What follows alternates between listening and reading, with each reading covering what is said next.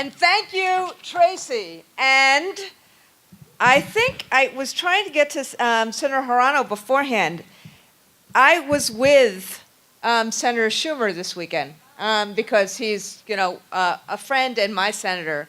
And truth, we had dinner on Sunday night. My partner is a rabbi, and the senator actually spoke at the congregation.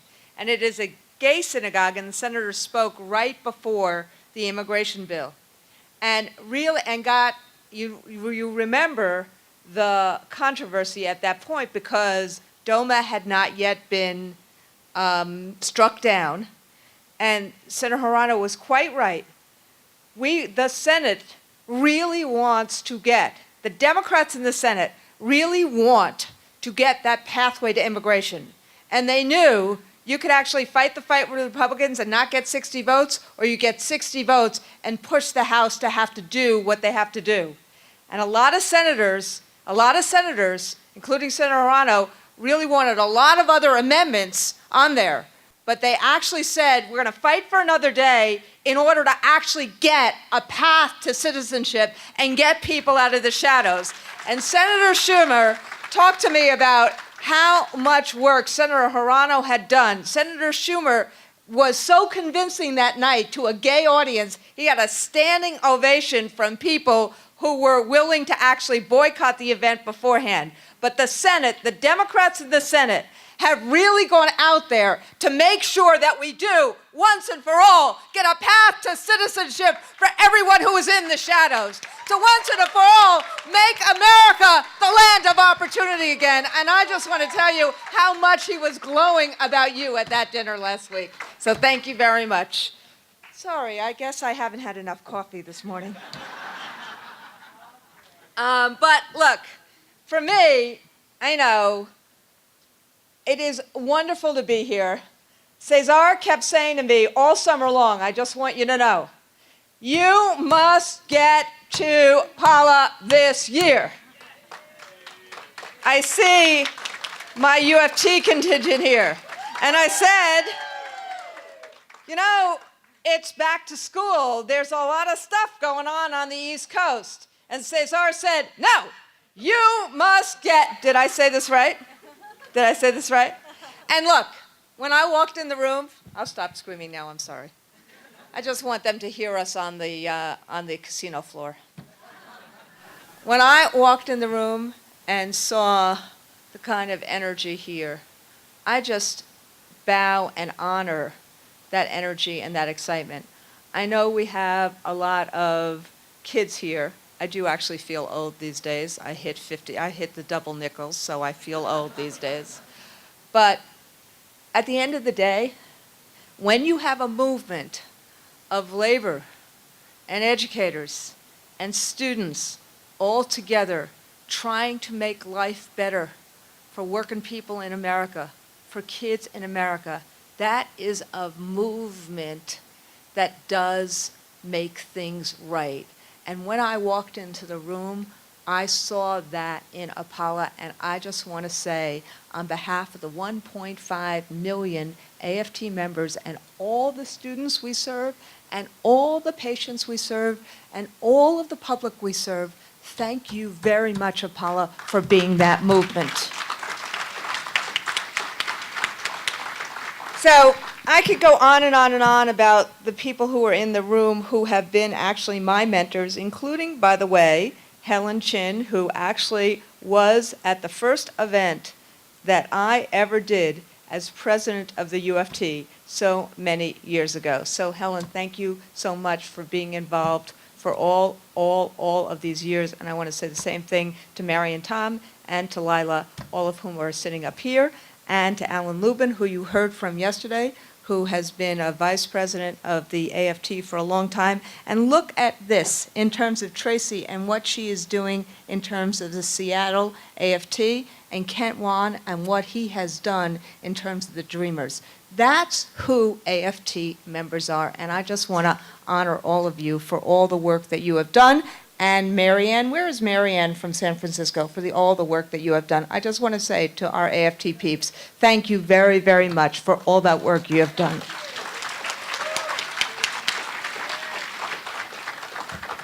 Okay. And now I want to talk about, as Tracy said, and where is Greg? Did he just kind of fly away? I walked in at 11 o'clock last night, and there was Greg, not at the casino table, but welcoming me here and saying, I'm going back to another meeting now. Thank you very much, Greg. All right, so I want to spend the rest of my time talking about public education. And I've spent a lot of time in the schools in Chinatown, and I do find it really pretty, let's say, I'm not going to curse. Let's see what word, if I say it, won't be tweeted a million times. I do actually think it's pretty disgusting that people will say, oh, anyone who is Asian, they must be rich, they must have great opportunities, we don't have to do anything. How many times have you heard this? How many times? I mean, this whole notion of pitting Asian Americans, pitting Pacific Islanders against other minority communities is wrong. And we have to create opportunity for all people. I don't care if you are Asian American, I don't care if you are a Pacific Islander, I don't care if you are gay, straight, white, blue, purple, anything. We have to create opportunity for everyone, and that's where public education comes in. In my hometown, Asian American and Pacific Islanders make up 14% of the city's public school students. Half of our students in these families come to school with incomes below the poverty threshold. 1/3 of Asian American Pacific Islander kids are limited English proficient. And ultimately, we have found that just like most other groups in our schools throughout the nation, we tell people, we tell kids, we want you to go to college. And then we do two things. We make college totally and completely unaffordable, right? And then we don't actually prepare kids for what it means to go to college, to go away, to live on their own, to have the wherewithal to do this. And so part of what we are trying to do in the AFT is find a way to stop the pitting and dividing and bring our communities together, parents, communities, educators, under the umbrella of reclaiming the promise of public education. Not as it is today, not as it was yesterday, even though some people got a great education in the days gone by, but as we need it to be, so that every single child who is on the shores or between the shores in America, every single child can get to his or her God-given potential. And how do you do that? Public education is how we fulfill our collective responsibility to enable individual opportunity. We all want to believe that America is the land of opportunity. But you know something? How do you give a child opportunity if a child comes to school hungry? How do you give a child opportunity when he or she is afraid to walk at a graduation because his or her parents might get deported? We need government intervention to create the resources so that people can access individual opportunity. We need government intervention, like in immigration, to create the law so people are not afraid. Sometimes government doesn't work, but at the end of the day, you cannot have a country that believes all you need to be is pulling yourself up by the bootstraps. We all have a collective obligation to pull everyone up by the bootstraps in order to actually engage and have individual opportunity, and that's what public education is about. For me, I believe in public education because it's the means by which we help all children not only dream their dreams, but achieve them. And I mean all children, those with abundant advantages and those for whom every day is a struggle. those who worry about getting into a good college and those who worry about their parents getting deported. We believe in high quality education because it is an economic necessity. It is an anchor of democracy. It is a moral imperative. And it is, and I'm tired of the so-called reformers taking this mantle without actually doing anything about it. It is a fundamental civil right without which none of our other rights can be realized.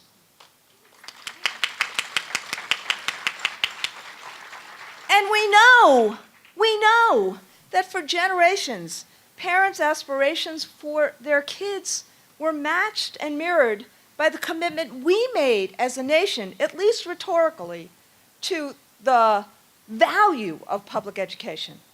But we do need to be honest, and that's part of the reason it's under such attack. The aspiration of a great public education for every child has never been totally fulfilled. You know that, and I know that.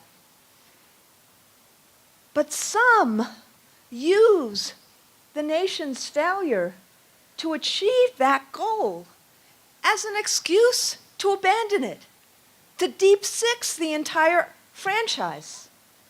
And you know, like I do, that public education is under attack, pre-K, which we don't actually really have for all kids, through college.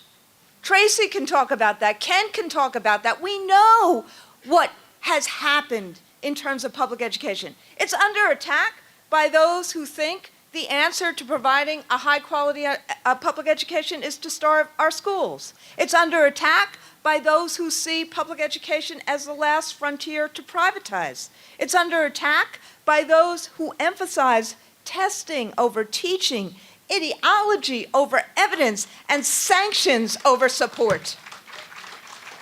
Right now, as we are here in Las Vegas, in Pennsylvania, the governor of Pennsylvania is trying to take the city of brotherly love and starve it the way in which Michigan starved Detroit. And doing it in a way that he pulls out every single investment that kids in Philadelphia need. And what do I mean by that? In the last 3 years in Pennsylvania, there are amazing resources, natural resources, that has made that state a very wealthy state. But instead of actually investing it into how you help workers retrain for the jobs of tomorrow, instead of actually investing it into kids and creating the opportunities for children, what the governor has done and his legislative cronies is just given corporations and wealthy individuals that don't need it tax breaks. They spend money building prisons. $400 million for a prison instead of the $350 million that that school system in Philly desperately needs to help kids. And so what has happened this year, is that a quarter of the schools are being closed in Philadelphia. So kids now, in a city of neighborhoods, kids now have to walk through streets they don't know to get to another school. Then they cut every single guidance counselor, every single school secretary, every single assistant principal, and thousands of teachers, all of art, all of music, and said, oh, go run your schools. And when we went to Harrisburg to get some money, it's like, well, maybe we will give you some, maybe we won't. And we found $50 million that he begrudgingly gave the system. But then he said, no, wait. Unless the union gives me $150 million. Do you know what that means? A 25% pay cut for every individual teacher and paraprofessional. I'm not giving you the $50 million. That's what's going on, even in the East Coast, in a system where we say that we are supposed to be investing in our children. That's what's going on. That's how public education is under attack. Refuse to give the investment, starve the schools, and then blame the very people who have been there in year and year out to try to help all kids succeed. Now, but what we know is this. Even with all of these attacks, parents and teachers, community, agree, even after all of this, that public education is the propeller of economy, the anchor of democracy, a moral imperative and a fundamental civil right. And parents and teachers actually agree on a vision of having a great public neighborhood school for every child, of having safe, welcoming environments, of having instruction that is matched to the individual needs of kids, of having an engaged curriculum that includes art, music, physical education, and the sciences, and wraparound services to meet kids' emotional, social, and health needs. And we know when we create welcome, safe environments, when we have teachers who are prepared to teach and have the time to collaborate, when we have an engaged curriculum that includes art and music, and that stokes kids' want and need for critical thinking, and we have the wraparound services so we don't have this stupid, inane debate that poverty matters or doesn't matter. Of course it matters, and of course we need to address it. When we do those four things, we know that kids succeed. We know that communities thrive. And at the end of the day, as I just said, even with years and years and years of public education being denigrated, of teachers being scapegoated, of this starvation, of this pitting teachers versus parents, of this privatization, parents and teachers agree that we need to reclaim this promise of public education and move forward together. And what I'm asking you is that we need you to join this struggle with us. Because we know if parents and teachers, if kids and workers all stay together on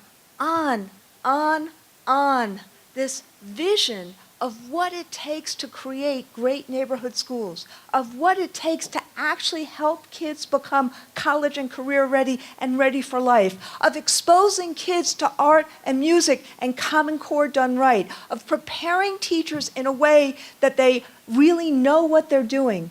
And if they can't do the job after they've tried, yes, they shouldn't be there. Of having wraparound services, of making sure schools are safe. When we work together on that vision, we open opportunity for children in these United States of America, and that's what the AFT is trying to do about reclaiming the promise of public education.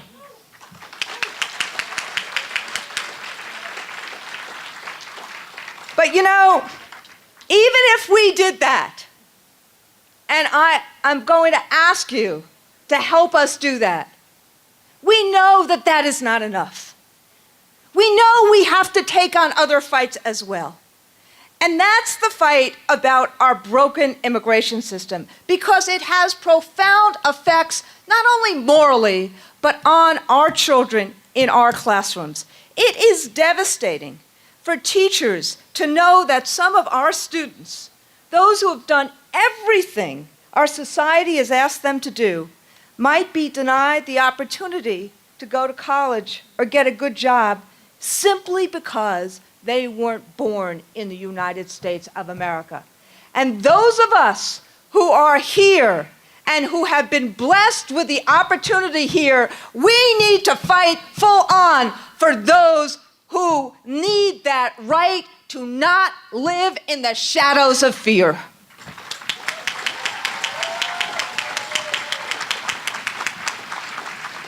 I remember proudly my grandfather, when, God bless his soul, he was alive, talking about what it meant to come to America and what it meant to try to have this opportunity and not be fearful that he would be killed in Russia because of the oppression there.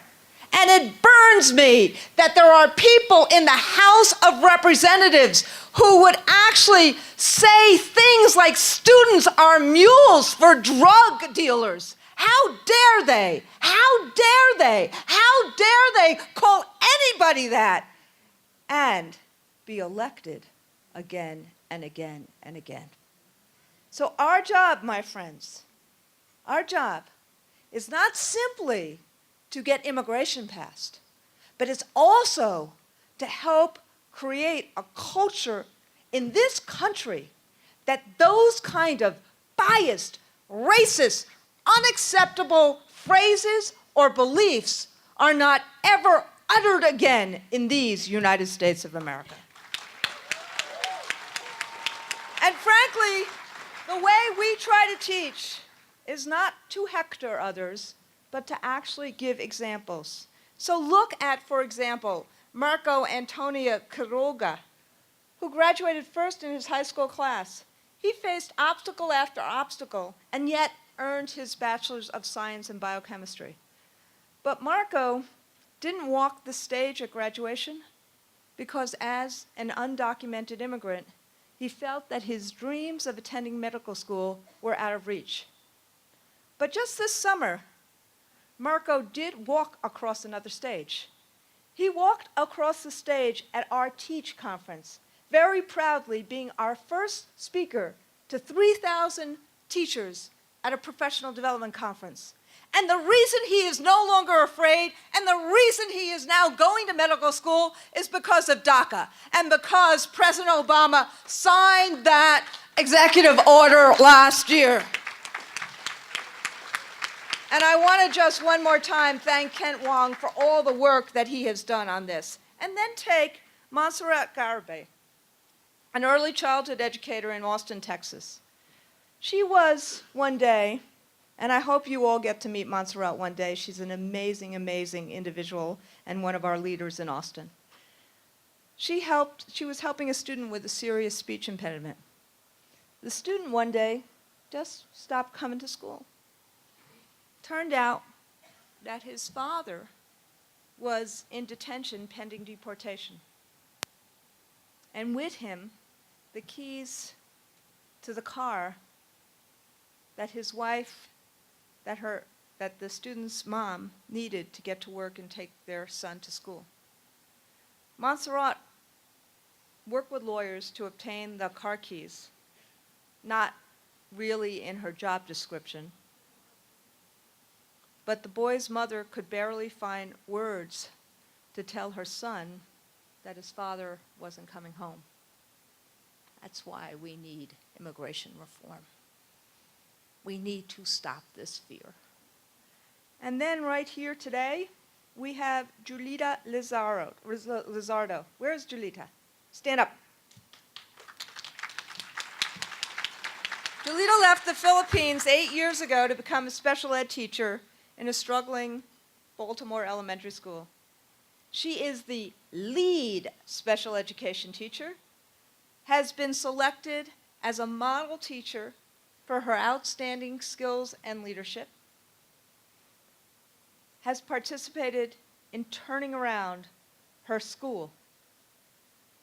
But yet, unless there is a change in her visa status, Julita will have to leave the United States and all of us and her students next year.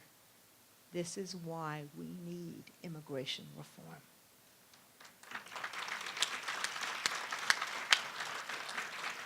I know I'm preaching to the choir, but that's why labor and students, that's why families, regardless of where we come from, that is why we all must work together to fight this fight for immigration reform, because none of us are going to be able to do it by ourselves. Not Senator Zano, not Senator Schumer, not any of the people that are in this room. And that is what we need to do. That is the story for all of us. That's the lesson for all of us on any issue of social and economic justice. This month, in a couple of weeks, there will be the 50th anniversary of the March on Washington. The march where Martin Luther King talked about a dream. This cannot be a commemoration. This must be a continuation.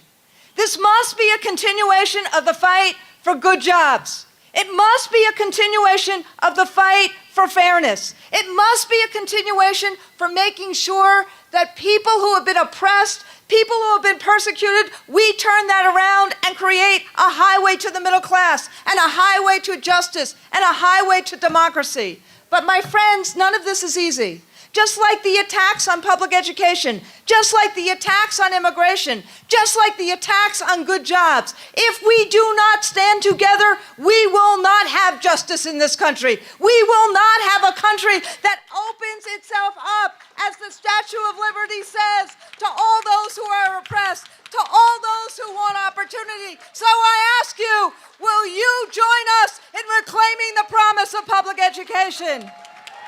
Will you join us in the fight for fair immigration? Will you join us in the fight for good jobs, for good health care, for a secure retirement? Will you join us in making this country one more time the path to the middle class, the path to justice, the path to equality, the path to democracy? That is our goal. That is our need. That is what we need to do together. Will you join us to do that? Thank you.